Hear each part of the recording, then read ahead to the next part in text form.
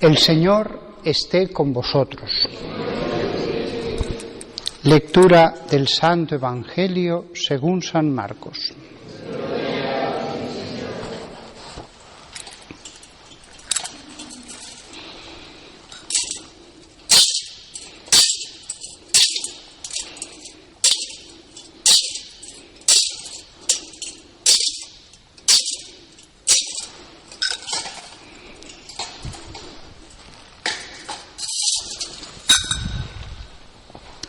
En aquel tiempo se apareció Jesús a los 11 y les dijo: Id al mundo entero y proclamad el Evangelio a toda la creación. El que crea y se bautice se salvará. El que se resista a creer será condenado. A los que crean les acompañarán estos signos: echarán demonios en mi nombre, hablarán lenguas nuevas, cogerán serpientes en sus manos, y si beben un veneno mortal no les hará daño. Impondrán las manos a los enfermos y quedarán sanos. El Señor Jesús, después de hablarles, ascendió al cielo y se sentó a la derecha de Dios. Ellos fueron y proclamaron el Evangelio por todas partes, y el Señor actuaba con ellos y confirmaba la palabra con los signos que los acompañaban. Palabra del Señor.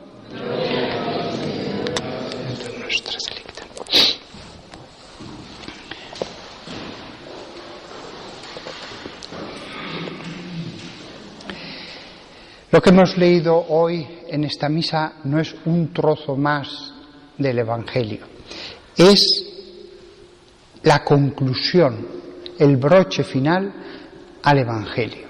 Hemos leído las últimas palabras que concluyen uno de las cuatro partes que tiene el centro de toda la Biblia.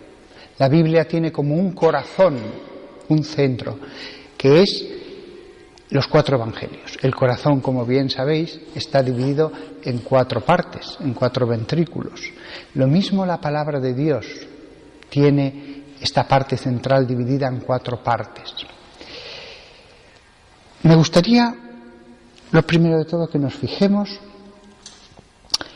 y eso es algo que nos hace confiar todavía más, nos hace recordar los primeros momentos en que fueron compuestos, nos fijemos en que los cuatro evangelios clarísimamente fueron escritos en cuatro lugares distintos. No se pusieron de acuerdo, de tal manera que tienen detalles divergentes pero no contradictorios.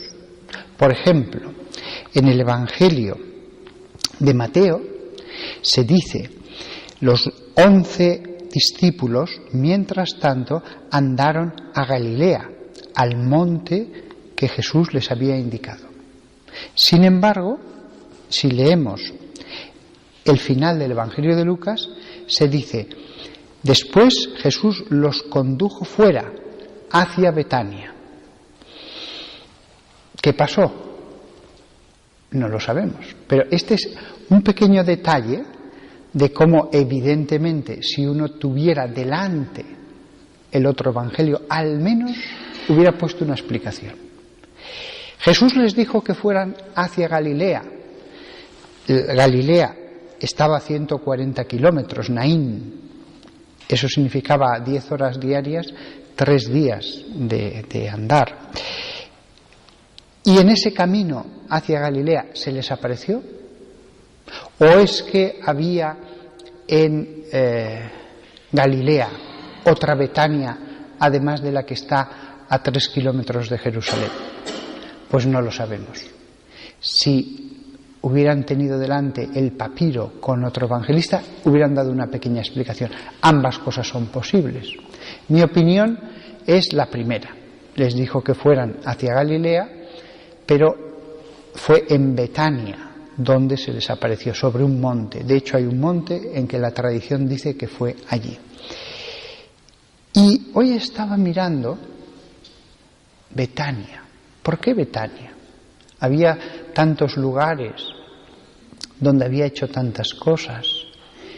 Escogió Betania por pura casualidad, como podía haber escogido cualquier otro lado? Es posible, es posible. El cristianismo es una religión que no está unida a los lugares, es una religión del espíritu. Incluso si toda Roma desapareciera con una explosión atómica, el cristianismo seguiría exactamente igual. La fe seguiría igual, los sacramentos seguirían igual, la palabra que nos ha convocado seguiría igual. Perderíamos las piedras, las obras de arte, pero la esencia del cristianismo toda la tendríamos, toda.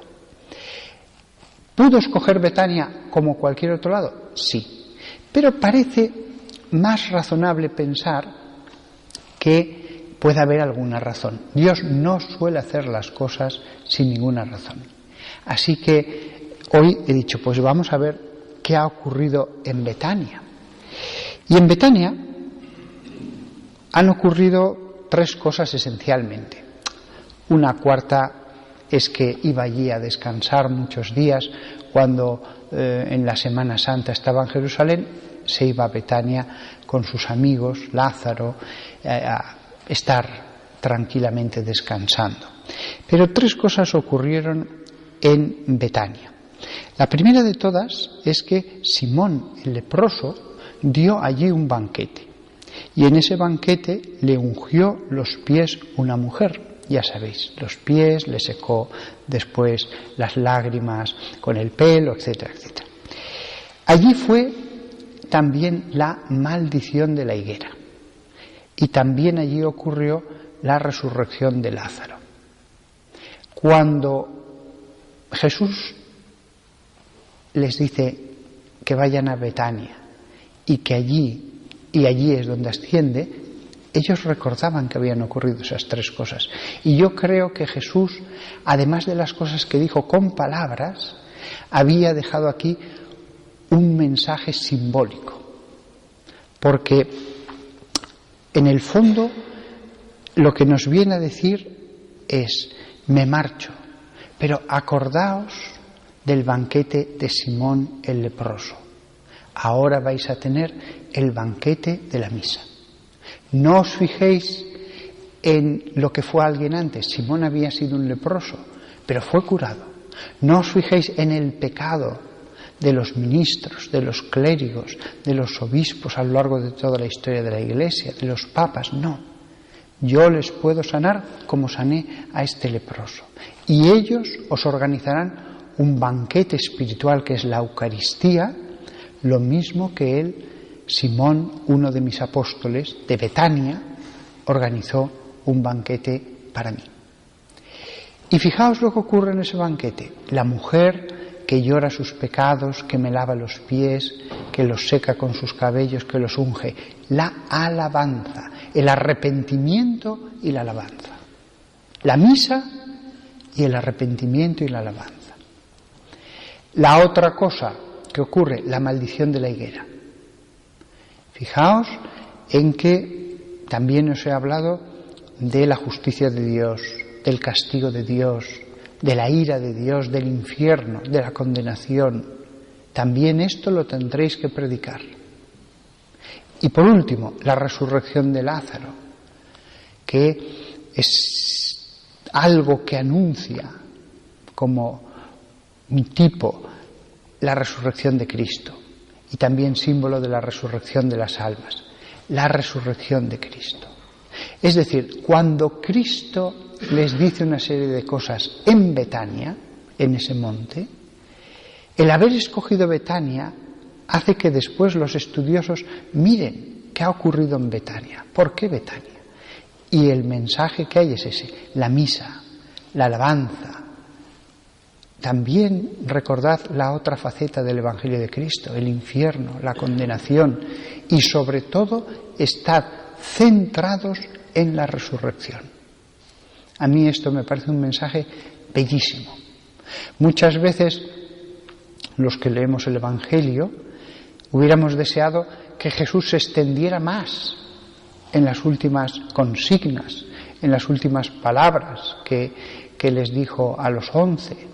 ¿Por qué en vez de dejarnos En cada evangelio, pues en uno, pues apenas 10 líneas, depende también cómo sea el papiro, ¿verdad? En otro menos, apenas unas 4, en otro pues también unas 8, y el último, pues San Juan, unas 7 u 8. ¿Por qué en vez de haber hecho eso no nos dejaste en cada evangelista 4 páginas de recomendaciones, de consejos, de consignas, de explicaciones, de teología, los sacramentos, la moral? No. Todo está expresado del modo más sencillo posible. Nosotros querríamos muchas explicaciones, pero Dios nos dice no. Leed y volved a leer las pocas cosas que os ha dicho mi Hijo. Meditad sobre ellas y el Espíritu Santo hará que profundicéis en ellas. Son verdaderos mares de conocimiento en su sencillez. El mero hecho de haber escogido Betania, lo que os he dicho, la misa, la alabanza, la higuera maldita, pero sobre todo tenemos que estar centrados en la resurrección. Cristo ha resucitado. Por mal que se pongan las cosas, la Iglesia resucita. Por más cosas que nos hagan, resucitaremos en el último día. Jesucristo ha vencido, ha demostrado que tiene pleno poder, que el cuerpo humano con la edad se va degradando, resucitaremos. Este cuerpo que ahora va envejeciendo, cada vez teniendo más achaques, enfermedades, resucitará perfecto. Tenemos que recordarnos una y otra vez la resurrección. El cristianismo no es una religión para vivir bien en la tierra, como si todo acabara en la tierra, como si fuera una enseñanza para vivir felices en la tierra y ya está. El cristianismo es un mensaje para el pobre que está en medio de los dolores, siendo joven y sin embargo sufriendo, para el pobre joven que está ciego, para el que está arruinado y no cuenta nada para el mundo, ve que todos disfrutan de prosperidad, tal, y él es un mensaje que dice: cultiva tu espíritu, que este mundo pasa, después lo que viene es lo que realmente importa, el reino de los cielos, que ya ahora comienza. Pero todos aquí en la tierra vamos hacia la comprensión profunda del versículo del Eclesiastés: vanidad de vanidades, todo es vanidad. Vamos como barcos, como el Titanic hacia el iceberg, nosotros nos dirigimos hacia la perfecta comprensión de ese versículo. Frente a eso, la resurrección. La resurrección. La resurrección de Cristo nos recuerda que estamos totalmente de paso. Y por larga que sea nuestra vida, en el último momento, todos los años nos parecerán un día. La vida parecerá tan breve en ese momento. Nada más. Que meditemos, por lo tanto, los 4 finales de los 4 evangelios. Yo a veces, al leer el evangelio, he dicho: hoy voy a volver a leer solo los 4 finales. El de Mateo, que está centrado en bautizad, estoy con vosotros, id por todo el mundo. El de Marcos, de nuevo el bautismo, pero los signos. Vais a tener signos que van a convencer a la gente.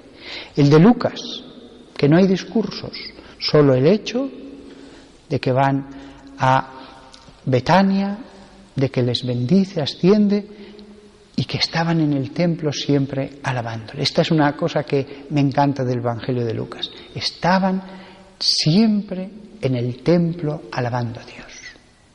Porque yo mismo quiero ser eso, alguien que está en el templo de mi corazón, y si puedo en el templo físico de la iglesia, alabando a Dios. Y el último evangelista, Juan, que dice: sí, todo esto lo he escrito, pero hay más cosas que no he escrito, hay más. Enseñad todo esto, pero hay más. Que todos nosotros vivamos con la alegría de la Pascua y nos consideremos tan dichosos y contentos de poder continuar el trabajo, la vida, la predicación de aquellos primeros cristianos.